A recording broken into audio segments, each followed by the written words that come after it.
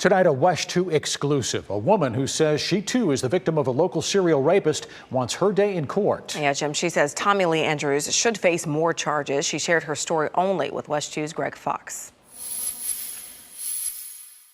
Because he just flipped me back and then he just came at me with the knife. Kimberly Noble doesn't want us to reveal her face. She recalls how she was attacked 35 years ago. That's her on the right in this photo with her mother.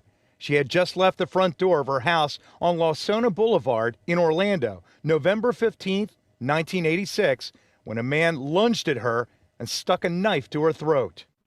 You know, I was scared to death. And like I said, when I saw the knife coming at my throat, the first instinct was to grab it. Did you think you would get out of there alive?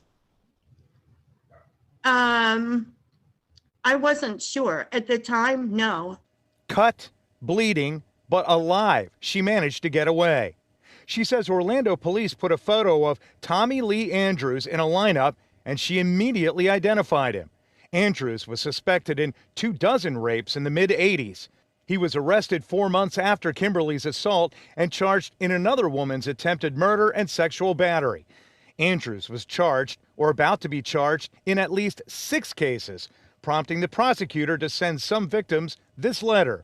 He warned them, do not attend the first trials because their attendance could taint future prosecutions. And he wanted to assure them Andrews would get maximum prison time.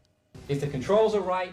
But after he was found guilty in the first U.S. case in which DNA, his genetic code, was the main evidence, he was convicted in a second case, and Kimberly and other victims were told their cases were being dropped because Andrews would never get out of prison.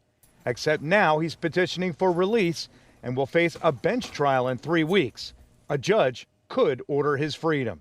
I'm concerned. I'm concerned that he'll come back after me.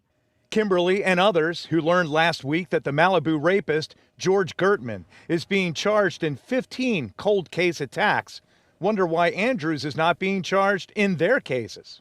It stinks. It's not right how they're able to do that, but they can't do that in this case is just crazy.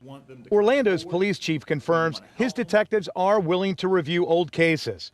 And one of Sheriff John Mina's detectives is in touch with another alleged Andrews victim, Deborah Wallace.